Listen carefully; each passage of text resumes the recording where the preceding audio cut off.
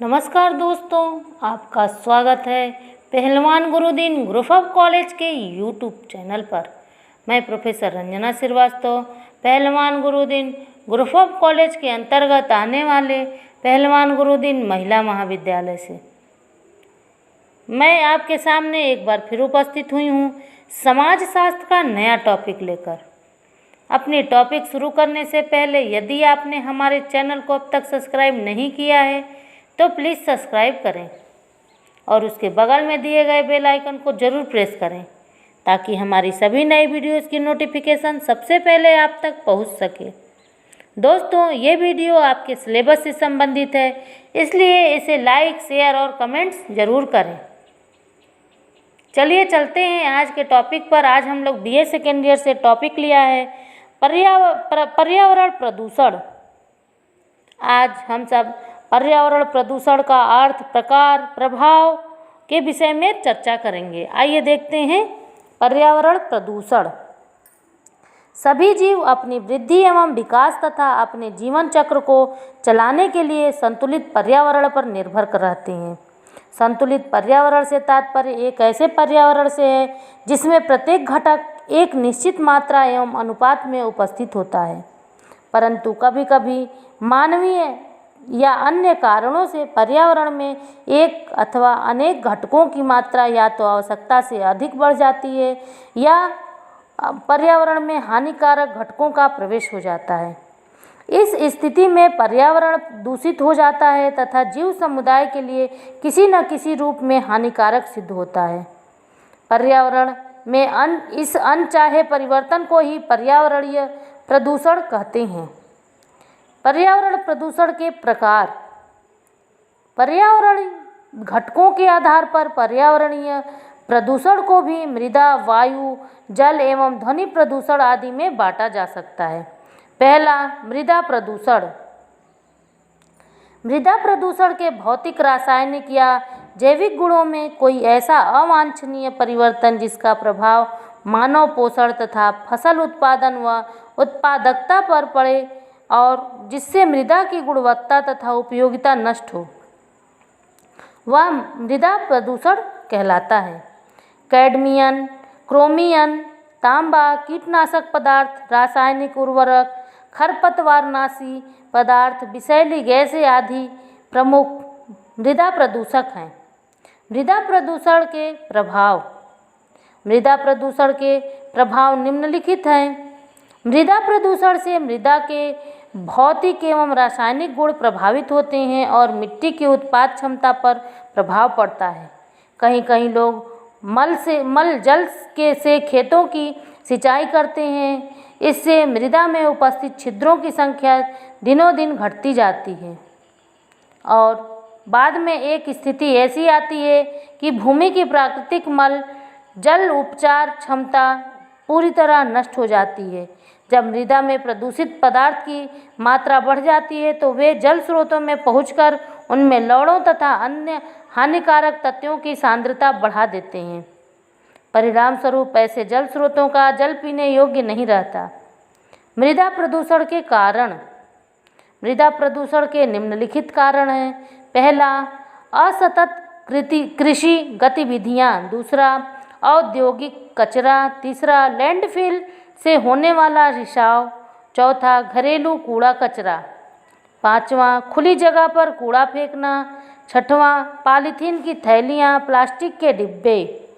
आठवां, अनियंत्रित पशुचारण तथा मृदा प्रदूषण रोकने के उपाय। मृदा प्रदूषण रोकने के निम्नलिखित उपाय हैं। कूड़े करकट के संग्रहण, निष्कासन एवं निस्तारण की व्यवस्था। कल कारखानों से निकले वाले सीवेज जल को मृदा पर पहुंचने से पूर्व उपचारित करना। नगर पालिका और नगर निकायों द्वारा अपशिष्ट का उचित निस्तारण। रासायनिक उर्वरकों का उपाय अधिक न किया जाए। कीटनाशी, कवकनाशी एवं शाकनाशी आदि का उपयोग कम से कम किया जाए। आम जनता को मृदा प्रदूषण के दुष्प्रभावों की जानकारी दी जाए। वायु प्रदूषण। वायु गैसों का मिश्रण है और ये वायु में एक निश्चित मात्रा में पाई जाती है। जब मानव जनित स्रोतों से उत्पन्न बाहरी तत्वों के वायु में मिलने से वायु की गुणवत्ता में ह्रास हो जाता है और यह जीव जंतुओं और पादपों के लिए हानिकारक हो जाती है, तो उसे वायु प्रदूषण कहते हैं। और जिन कारकों से वायु प्रदूषित होती है उन्हें वायु प्रदूषक कहते हैं। Carbon dioxide, carbon monoxide, sulphur के ऑक्साइड, नाइट्रोजन के ऑक्साइड, क्लोरीन, सीसा, अमोनिया, कैडमियम, धूल आदि प्रमुख मानव जनित वायु प्रदूषक हैं। वायु प्रदूषण के प्रभाव। वायु प्रदूषण के निम्नलिखित प्रभाव हैं। प्रदूषित वायु के कारण सूर्य के प्रकाश की मात्रा में कमी आ जाती है, जिससे पौधों की प्रकाश संश्लेषण क्रिया प्रभावित होती है। वायु प्रदूषण से मानव का श्वसन तंत्र प्रभावित होता है और उसमें दमा, ब्रोंकाइटिस, सिर दर्द, फेफड़े का कैंसर, खांसी, आँखों में जलन, गले का दर्द, निमोनिया, हृदय रोग, उल्टी और जुकाम आदि रोग हो सकते हैं। वायु प्रदूषित क्षेत्रों में जब बरसात होती है तो वर्षा में विभिन्न प्रकार के गैसें एक विषैले पदार्थ घुलकर धरती पर आ जाते हैं, जिसे अम्ल वर्षा कहा जाता है। वायु प्रदूषण के मुख्य कारण। वायु प्रदूषण के मुख्य कारण निम्नलिखित हैं। वाहनों में जीवाश्म ईंधन का दहन, फैक्ट्रियों से निकलने वाला धुआं, रेफ्रिजरेटर, वातानुकूल आदियों द्वारा निकालने वाली गैसें, कृषि कार्यों में कीटनाशक एवं जीवाणुनाशी दवा का उपयोग, फर्नीचरों पर की जाने वाली पॉलिश और स्प्रे पेंट बनाने में उपयुक्त होने वाले विलायक, कूड़े कचरे का सड़ना एवं नालियों की सफाई न होना। वायु प्रदूषण को नियंत्रित करने के उपाय। वायु प्रदूषण को नियंत्रित करने के निम्नलिखित उपाय हैं।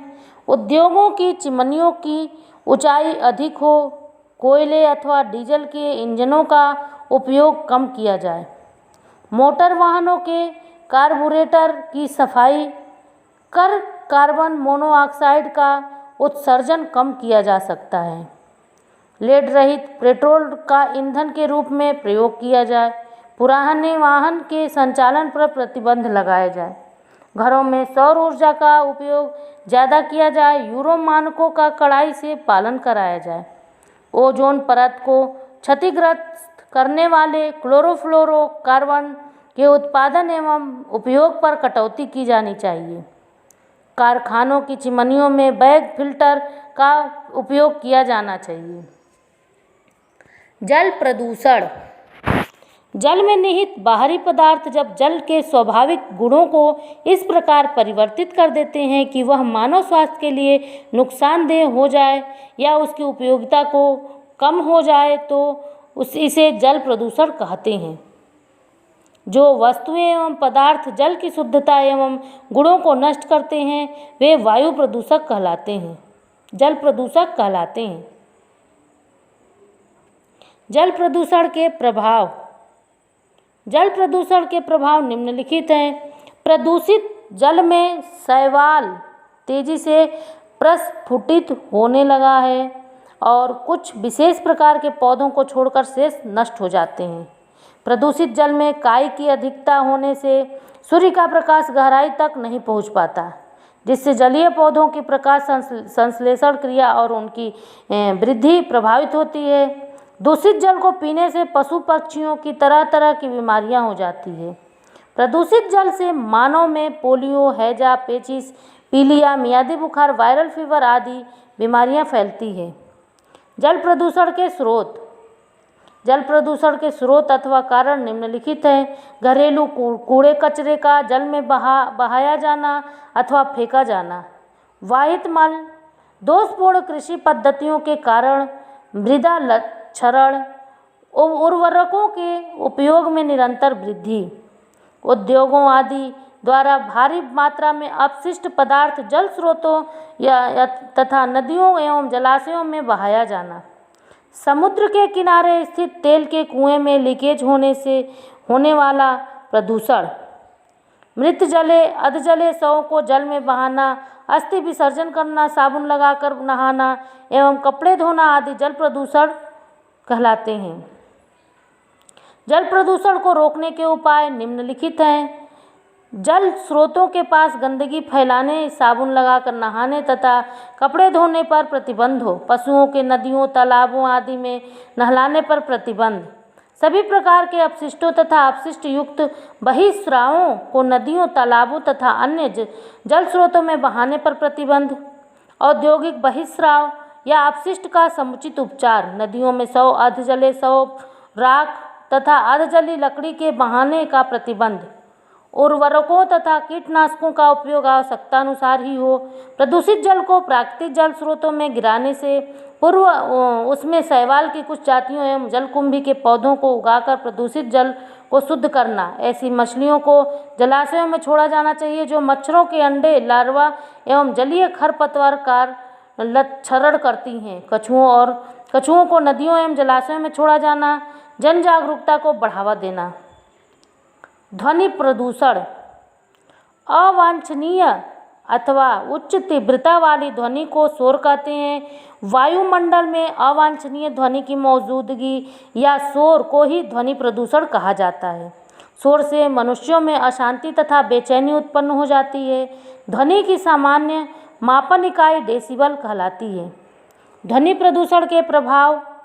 जिन मजदूरों को अधिक शोर में काम करना होता है वे हृदय रोग, शारीरिक शिथिलता, रक्तचाप आदि अनेक रोगों से ग्रस्त हो जाते हैं। विस्फोटों तथा सोनिक बमों की अचानक उच्च ध्वनि से गर्भवती महिलाओं में गर्भपात भी हो सकता है।